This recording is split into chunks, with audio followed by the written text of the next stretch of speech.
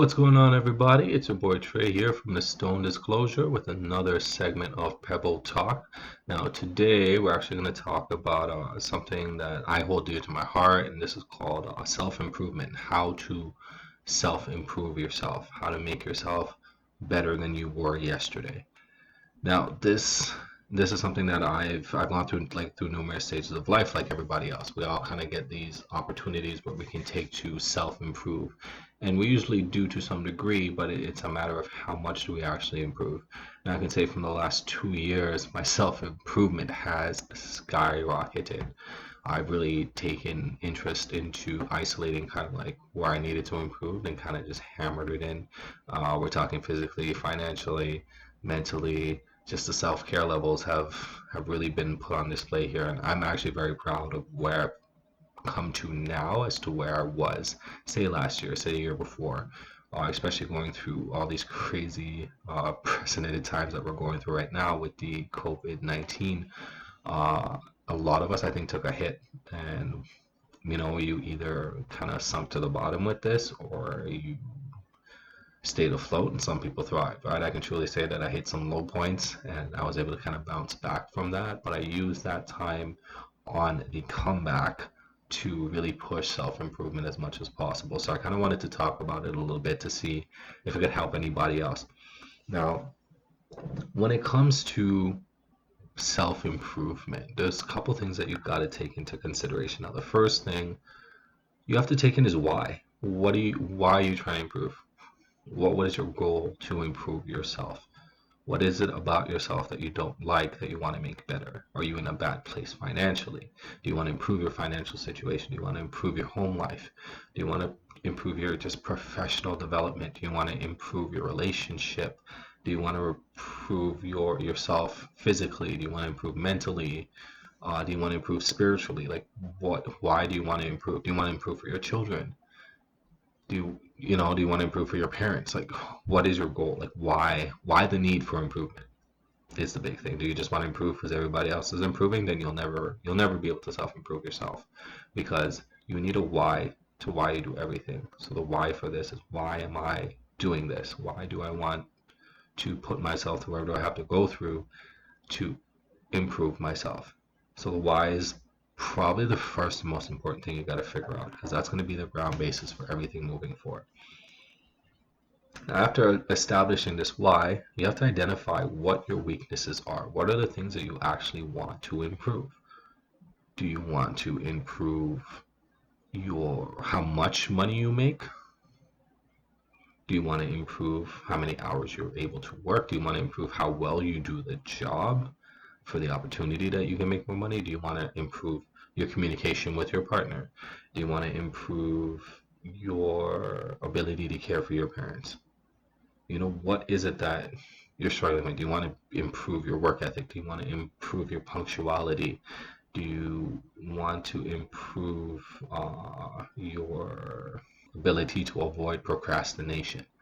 Like, what is it exactly that you are the things that you want to improve about yourself? Do you want to improve your physical health? Do you want to lose weight? Do you want to gain muscle? Do you want to just be in better overall health? Do you want to be able to run 5K? Like, what is it that you're trying to improve? Because you need to first establish why you want to improve it, and what it is exactly that you want to improve. Because you know that the improvement's there, so why am I doing this? Okay, well, what exactly of it do I need to do better? So you have to identify. Once you identify those two, you're well on your way to kind of figuring out what it is. Now, I always urge people to write this shit down. Your memory will always, I'm not going to say fade, but it'll always alter and twist. And unless you have something physical down, it's a little bit harder. Like if you're saying, I want to improve so that I'll be able to run 5K by July. You write down, want to be able to run 5K in 25 minutes by July, or 5K nonstop by July.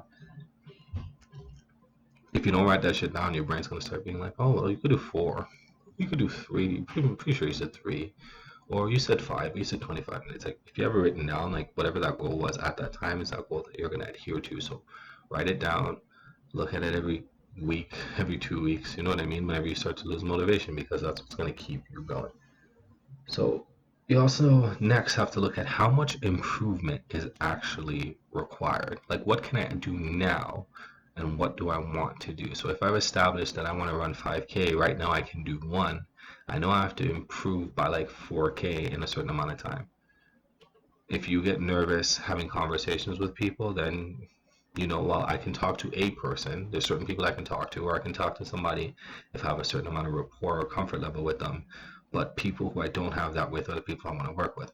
So identify how much improvement would actually be kind of required to hit that goal. If you're currently, say, making $60,000 a year and your goal is $80,000, well, you know where you are and you know what you have to get to. So you have to figure out how you're going to make that additional 20 grand.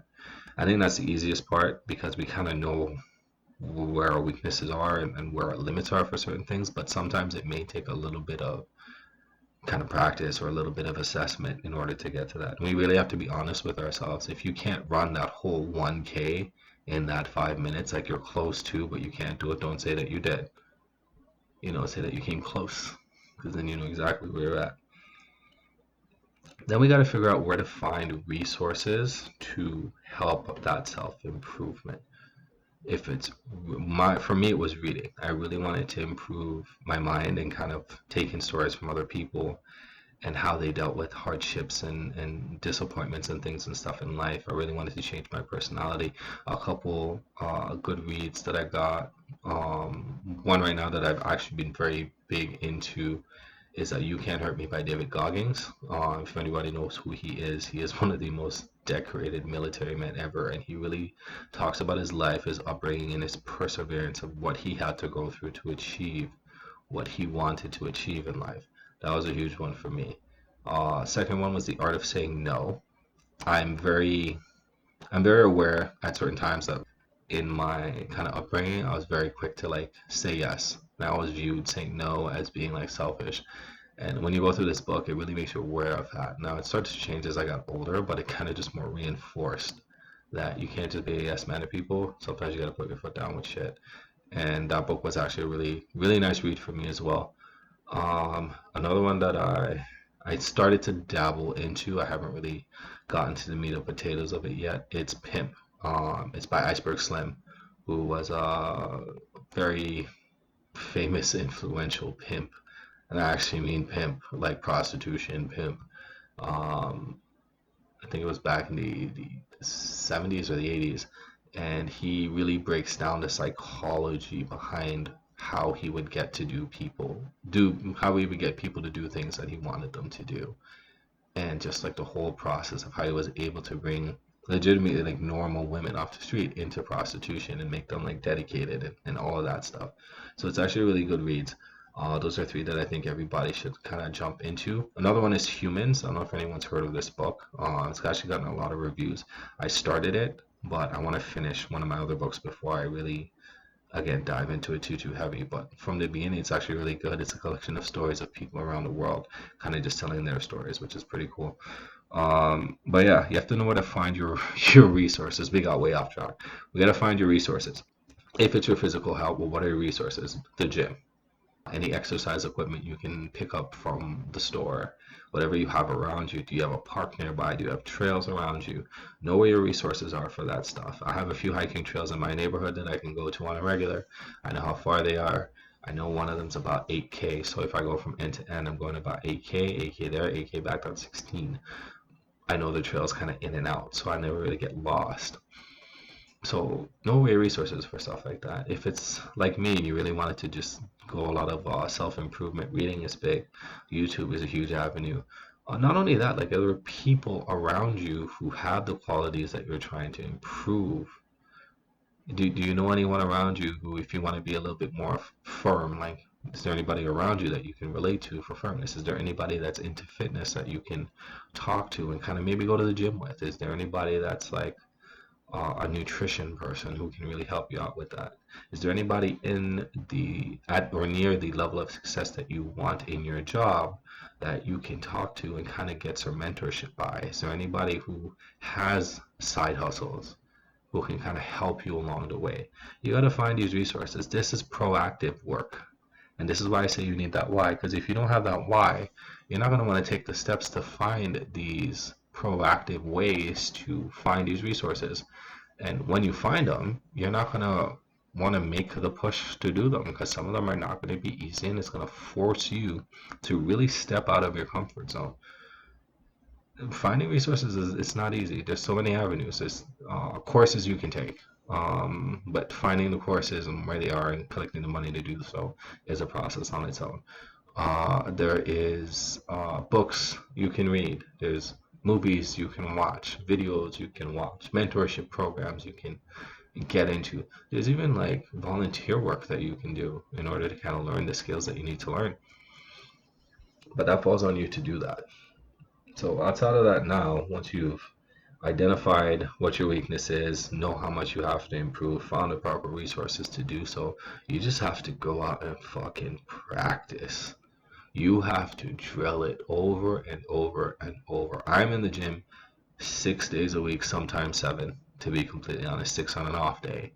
I want this so bad. I let my body kind of fall apart so much, so I really kind of drill as much as I can. Practice, practice, practice, practice, practice. This goes for everything.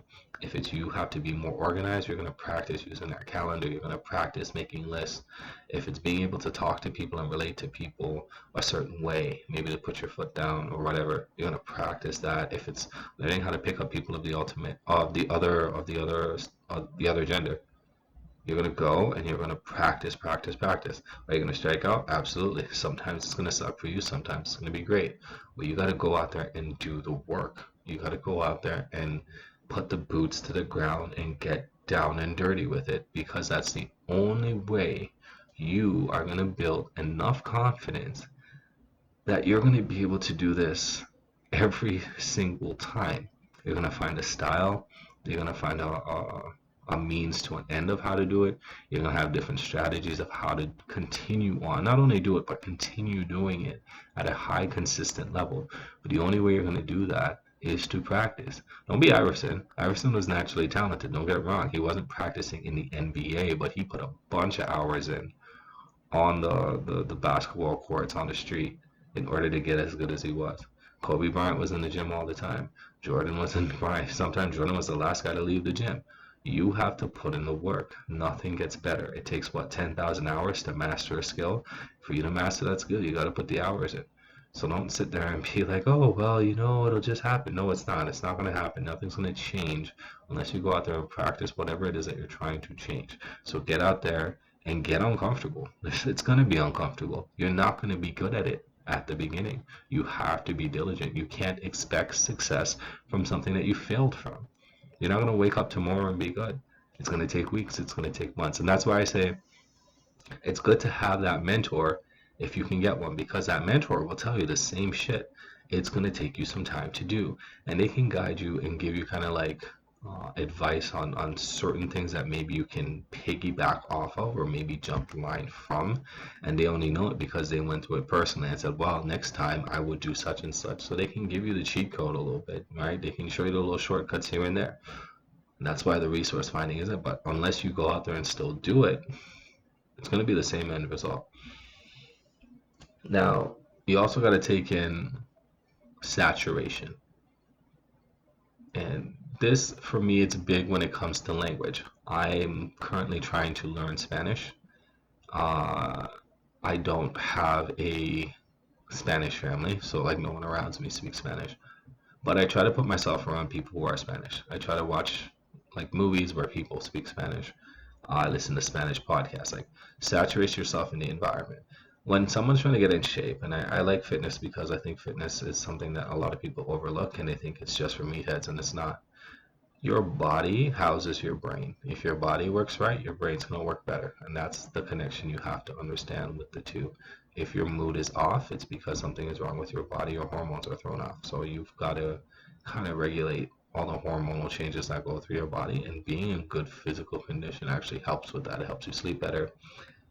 It affects your blood flow to your brain, so your brain activity is a lot better. There's a lot of scientific studies for this shit. So I don't know, I urge people to take that a little bit more serious sometimes in their life. Anyways, getting back on track, saturation is huge. It's one thing to train at home. It's one thing to have your own weights, have your own machines. You could build a nice little home gym for yourself. In that home gym, unless you have somebody who is pushing you, you will not get the same workout you will at the gym. And you don't need somebody training you at the gym. You could train yourself at home or yourself at the gym. And yourself at the gym will always work a little bit harder than yourself at home. Your motivation is different. The people around you are all doing the same thing. You are all sharing that same basic concept, knowledge, and energy. Saturation is big. Sometimes just being in the environment you want to be in is huge. If you want to be a nature person, going out in nature is going to really elevate your mood in a huge way. If you want to get into law enforcement, being around people in law enforcement is going to really help you out in a big way. So saturation is big. If you can really immerse yourself in whatever it is that you want to improve, then do so. If you're trying to learn how to, if you're a guy who wants to learn how to pick up women, go saturate yourself in an environment to pick up women. Go to a bar, try to pick them up. Go to a restaurant, try to pick them up. If you see a girl on the street, try to pick her up. Like, you have to saturate yourself. Practice is great, but if you're only 150% in practice, where you're practicing solo dolo and you're not really around that environment, you lose that 15-20% that just being in that environment would give you. So saturate yourself with it as much as possible. If it is learning a language, be around enough people who speak that language. Maybe who speak both and can give you tips and guide you. After all that, you have to test yourself. You have to go out and see that those skills actually work. You have to go out and now try to run that 5K. Now, it was great on the treadmill, and the treadmill says you got the 5K, but now you have to put those running shoes to the ground and run that 5K. Now you have to go and try to practice your craft and whatever it is, right? If you learned how to, run this business for the last how many months, now you got to go and actually do it. You got to go establish it. You got to go build it. You got to go through the process. And the test yourself is really going to show that marker. So remember how we determined how much we needed to improve. This phase now is going to tell you if you did or if you didn't. And it is what it is.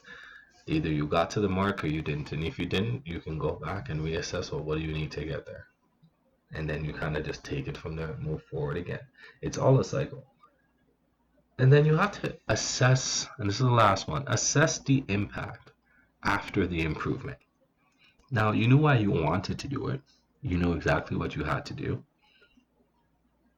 You found the proper resources. You went through the practice. You saturated yourself as much as possible. You tested yourself and it worked. So what impact did that now have on your life? Did it make your life better in any way, shape, or form? Did it improve one aspect of your life but decrease another part of another part in your life? Now, again, we take it into fitness. You got in better shape. How did your life improve from you getting in better shape? Your goal was to get in better shape, but now that you have, did it change your actual life in any way, shape, or form? Did it affect anything else? Did you focus so much on your physical body that you stopped reading, you stopped improving your mind, enriching your mind, whatever it is, right? Did you build so much muscle that your flexibility sucks, or your ability to run is so good, but you lost so much weight? How did it affect your life? And did it affect your life in a positive or negative way? And that really is the overall assessment of everything. Once you go through these steps and these processes, um, your success rate is high. You just have to remember to be diligent, and finding that why at the beginning is going to help you keep diligent. Couple of things to remember. Rome was not built in a day. You are not going to pick this up tomorrow. Two, you're going to have days where you do not want to do this at all. I have days I do not want to read. I have days I do not want to go to the gym. I have days I want to stay at home honestly all day and just while out on a freaking Xbox. And that's okay. You're allowed to take a break here and there. Saturation is good. Saturation helps you learn, but too much saturation, like anything else, moderation, too much of it can throw you off. Too much of it will make you want to say, yo, F this. I don't want to do this anymore. You are going to have days where it gets hard. You're going to have days where you feel like a failure. You're going to have days where things aren't just going well at all. And you want to just call it quits and you can't. You're not allowed to, because if you do, then you got to start from scratch. Keep that in mind. You're going to put yourself back. It's okay to take a break, but it's not okay to fall off. If you take a day break, that is fine. Tomorrow you throw your ass back in there. Another thing too, if you take that break and you come back on, once you start back again, you get addicted to the improvement. You get addicted to success. So you come back in, yeah, you're gonna be a little bit off, but then the following day you'll be better than you were before, and you're gonna be right on track to keep going again. You also have to shut out all the people that tell you you can't do it. All the people who are bashing you or saying some bullshit because you're trying to do it. If you're really trying to improve yourself, it doesn't matter what anybody says. It doesn't matter what they want to do. It doesn't matter what their criticism is. You know you want this for yourself, so do it for your damn self and fuck everybody else. That's what makes millionaires. You know how many rich people, Bill Gates, Elon Musk, they're telling these guys, "Oh, you're stupid. Why the fuck would you want to do that?" And these guys are like, "Nah, I'm gonna do it." And then they do, and that's what breeds success. It's almost like a stubborn mentality that you're going to achieve what you want to achieve. So we can't let other people's opinions really like take that in. Now, I actually found this quote the other day, and I thought it was really cool because it really kind of coincides with this. And I'm not sure who said it, but it says like some of the best advice I've been given is don't take criticism from people who you would never go to for advice. We need to take that in and really understand the concept of that. If I wouldn't come to you and ask you for advice on this topic, I'm not going to let your criticism get to me. If you're not where I want to be, then why the hell am I taking that information or that advice from you? And try to surround yourself with people who are successful at what you're doing. Because if they're good at it, those habits are going to kind of rub off on you. You know, if you want to fly with eagles, you need to stop swimming with ducks. Use that to your advantage and kind of put yourself in the best possible situation for success. Now, if you're really big on trying to go through the self-improvement phase and you guys try this out, let me know how it goes. Let me know if any of it was helpful. Let me know if some of it was bullshit. Anything helps for me. It's going to help me improve myself as well. If you guys enjoyed it, you know, I like seeing those positive comments. Makes me feel good, makes me feel like I'm doing something positive here. Also follow us right now. Follow me. We're on Facebook, Instagram, and TikTok. So, you know, hit us up there. Add us. We leave a lot of stuff on there too. And anything you want to say, just throw it in the comments and, you know, we'll respond to them. With that, guys, protect your heart.